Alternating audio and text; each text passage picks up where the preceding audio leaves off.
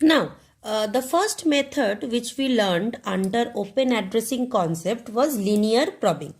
Now, the next method which we'll be learning is quadratic probing. Now, why did this quadratic probing came into existence? Now, there must have been some disadvantages associated with linear probing, due to which the concept of quadratic probing came into existence. Now, suppose we want to insert a value 89. Suppose we want to suppose we want to enter a value 42, right? So if we apply the same hash function which we applied in linear probing, suppose we apply the same hash function x mod 10, then 42 should be mapped in index number 2, right? So when we try to map 42 in index number 2, we see that index number 2 is already filled up. So we go to next, it is filled up, we go to next, it is filled up, we go to next, it is filled up, filled up, filled up, filled up, and so on. We go till 9th location and we see that all the elements are all the cells are filled up with different elements. Now we go to the next circularly available spot, that is 0. We see that 0 is empty, then okay, we can insert 42 in this location. We see that 0 is empty, so we can insert 42 in this location. Now, a lot of values are clustering. The problem with linear probing is the concept of clustering. Now, if I need to insert an element at 0, I probed through all the way from 2, 3, 4, 5, 6, 7, 8, 9 locations. I probed through all the locations. So, this is a problem with consecutively filled cells in a hash table. So, a cluster forms if I want to add. So, I will have to go through many probes. So, it is definitely not time efficient. So, the solution of quadratic probing came into existence. Now, in linear probing, we were iteratively checking what? We were iteratively checking this concept.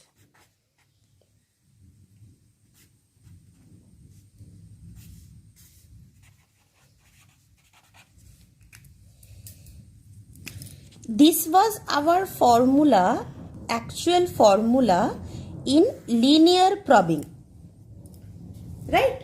So in quadratic probing, in linear probing, this was our formula. So in quadratic probing, we will be changing or we will be modifying this logic into something like this.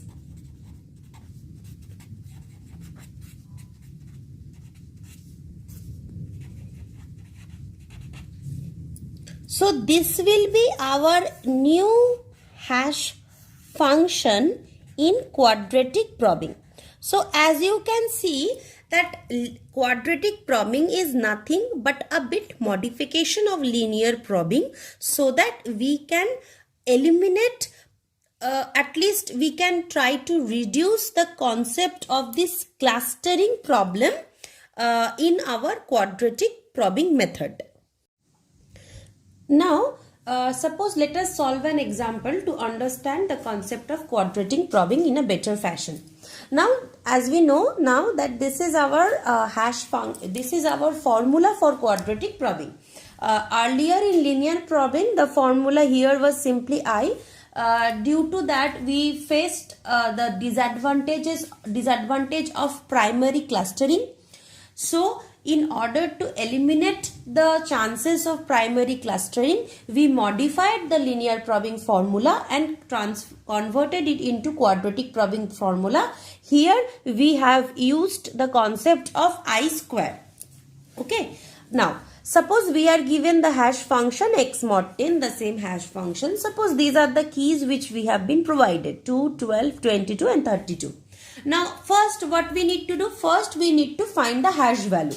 So, in 2 mod 10 gives us the hash value 2. Then 12 mod 10 also gives us the hash value 2, that is the remainder 2. Then 22 mod 10 gives us the remainder 2. Then 32 mod 10 also gives us the remainder 2. As we know that 2 divided by 10, it will give us the remainder 2. Then 22 divided by 10, it will also give us the remainder 2. Then 32 divided by 10 will also give us the remainder 2. So these are the remainders. So since mod means taking remainder into consideration, so these are the 4 hash values which we have got by applying the hash function on these 4 different type of keys. Now let us start filling up the array. So for your I have already discussed that the arrays are already filled with sentinel elements, but for your better or clear understanding, I am not taking that into consideration so that we can understand and we can visualize or picture us the scenario in a better fashion. So I am leaving this all as empty to indicate that all are empty, and we can use this hash table in order to fill it with our elements. Okay, so now the key 2 has the hash value of 2. So the index location 2 is empty. So I can fill this index location 2 with our value 2. So here I have entered 2. Fine. Second, the next key is 12. The hash value for this key is also 2. Now I see that our index location 2 is not empty. So what we will be doing?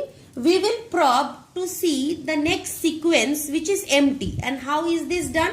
Just like the insert algorithm which we have learned for the linear probing, we will be using this formula. So for inserting the key 2, our hash value for the key 2 plus our I square total mod n, right? So our hash value for this key 2 was 2. I have put 2 here. So we will begin with I equal to 0.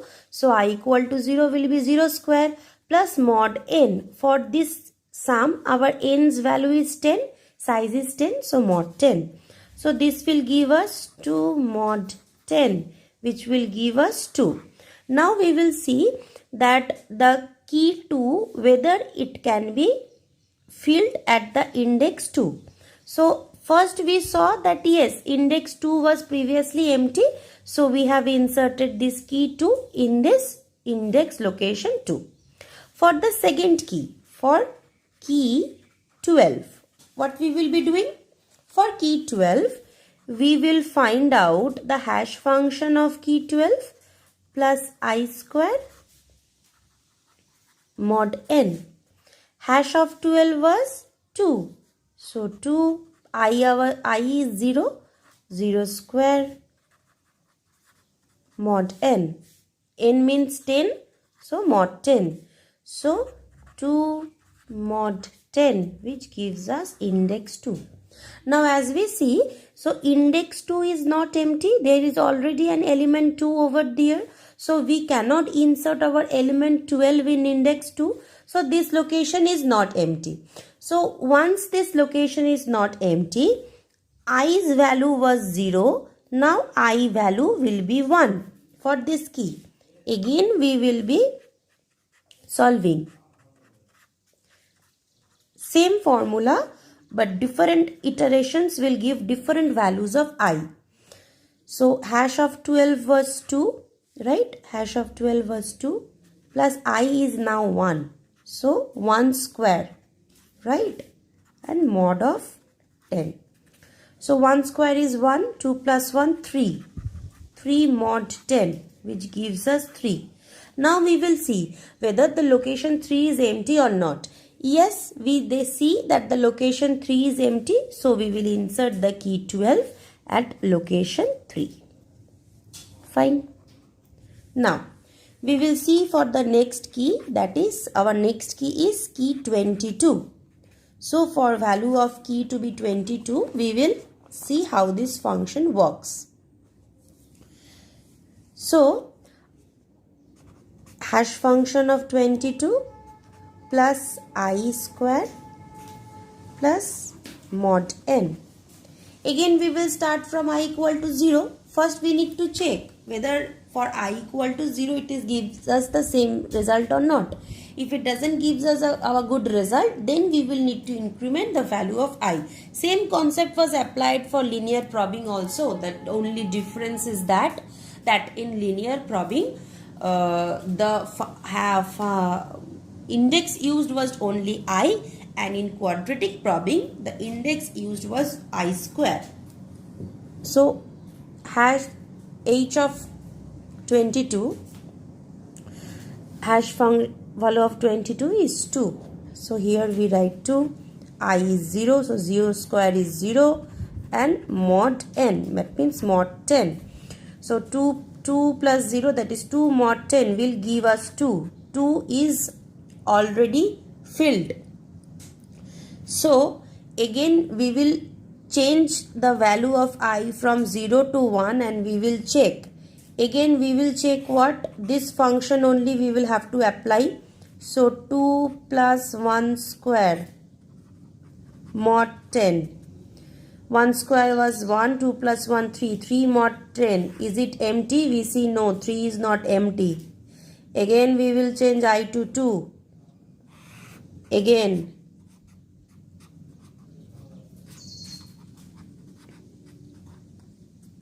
Two square is 4. 4 plus 2, 6. 6 mod 10 is 6. Is 6 empty? We see yes, 6 is empty. And since 6 is empty, we will insert the key 22 in 6. So we have inserted 22 in 6. Fine. Now the next key value is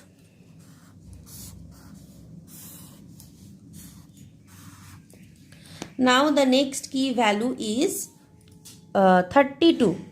So for the key value of 32, hash of 32 plus I square mod n. This is our formula, right? Okay. So hash of 32 is 2. So 2 and I first will be 0. So 2 plus 0, that is 2 mod 10 will give us 2. We see that location 2 is not empty, so we cancel out. Then I is incremented from 0 to 1. So 2 plus 1 square mod 10. So 2 plus 1 will give us 3. 3 mod 10 will give us 3. And we see that location 3 is not empty, so we cancel out. Then I is changed from 1 to 2. So 2 plus 2 square mod 10 will give us 2 square is 4. 4 plus 2, 6. 6 mod 10 will give us 6. We see that 6 location is also not empty. So we cancel out. So we change the value of I from 2 to 3. Now we check 2 plus 3 square mod 10. Now 3 3s are 9. 9 plus 2, 11. 11 mod 10, that is remainder will be 1. Now we see the location 1. Now if we check location 1, 1 is empty. So we will insert 32 at location 1. Okay? Fine. So after doing this sum, this is the structure of our array, right? The 4 keys has been placed at indices 2 at location 2, 12 at 3, 22 at 6 and 32 at 1. Now a problem here as we can see is suppose if I want to add 3 more keys. Okay, suppose let's say if I want to add 3 more keys and the keys values are 42, 52, 62. Fine. These are the 3 keys which I want to add. Now this is 1 key, this is 1 key and this is 1 key. Now if I go on using the concept of quadratic probing, 42 will be placed at index 8. 52 will be placed at index 7, and 62, if you go on probing and see, we will never find a free cell for filling 62, because at first 62 will try to place at index 8. 8 is filled, then 62 will be probed and be placed at index 1. 1 is also filled. So if you apply this concept on the value of 62, a time will come and we will see there is a point that 62 is not being able to be located at any location. Whatever is the value of 62 mod 10, even if we go on incrementing I, whatever the value is coming for 62 mod 10, none of the locations are being empty. Even if you see that the locations 0, 4, 5 and 9, these are all empty locations. But if you go on increasing the value of I, and if you try to probe 62, a time will come when you see that even if 4 vacant cells are there, but the 62 is leading such indices or resulting in such indices, those indices are already filled up. So there's a point may come where we are jumping around the array, and after infinite iterations also, we will not be able to add that element into our bucket array. So this concept is known as secondary clustering, where we are unable to add an element in quadratic probing sequence because the index calculated is never empty. But there may be empty spaces still left in the hash table. But those empty spaces are not coming as result. So we are not being able to fill our element into the hash table using the concept of quadratic probing. So here lies the disadvantages of quadratic probing, that even if quadratic probing eliminates the concept of primary clustering, but there is a concept of secondary clustering which happens in quadratic probing. If even number of keys are there, this concept lies, or even if odd number of keys are there, this concept lies. So in order to solve this drawback of secondary clustering drawback, the concept of double hashing came into existence. Now we will study the concept of double hashing. So what was our thing? Linear probing method we learned. In linear probing, the concept of primary clustering was there. Then we modified the formula of linear probing and used as quadratic probing method. But in quadratic probing also, we saw that the concept of secondary clustering or the drawback of secondary clustering still exists. So we will now study the third method, which says double hashing method. Now to understand the problem of secondary clustering is the sum which we just did in quadratic probing. The keys 2, 12, 22 and 32 got placed in the indices 2, 3, 6 and 1. And if we try to insert 3 more keys, 42, 52 and 62, 42 will get placed over here and 52 will get placed in 7. Now what is the problem with the key 62? Now let us start to insert the key 62. First, if we apply the mod function, 62 mod 10 will give us the remainder as 2. So the hash value of 62 is 2 only, right? So now the formula was hash value of 2 plus I square, right? Here was I square. So 0 square will become as 0. So 2 mod 10. 2 mod 10 will give us the value 2. 2 cell is already empty. I can't probe. So increment the value of I. 2 plus I square is 3 mod 10. 3 mod 10 will give us the value 3. 3 is already not empty. So increment the value of I. This will give us 6 mod 10. 6 mod 10 will give us the value 6. 6 is already filled up. So increment the value of I.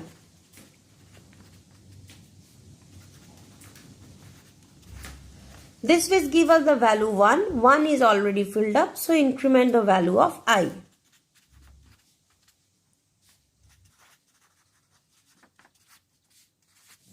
This will give us the value of 8. 8 is already filled up, so increment the value of I.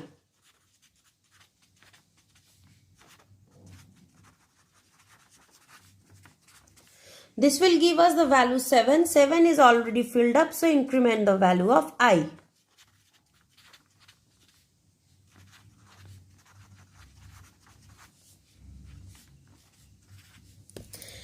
Eight is already filled up, increment the value of I.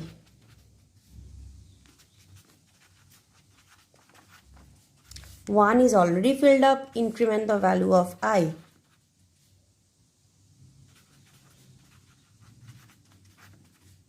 6 is already filled up, increment the value of I.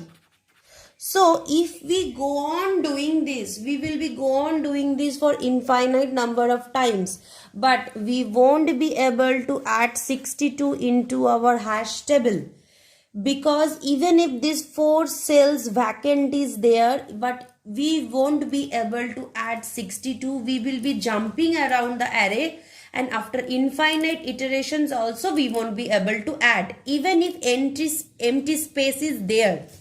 Okay, because the index which is being calculated using this method over this function, the index which are being calculated, those indices are never empty. So this is the problem which is known as secondary clustering.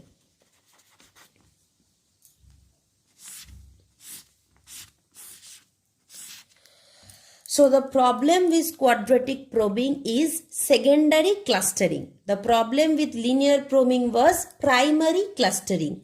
So in order to deal with secondary clustering, double hashing came into existence. I hope you have been able to understand why from linear probing we changed to quadratic probing, and from quadratic probing we changed to double hashing. Now we will be studying double hashing.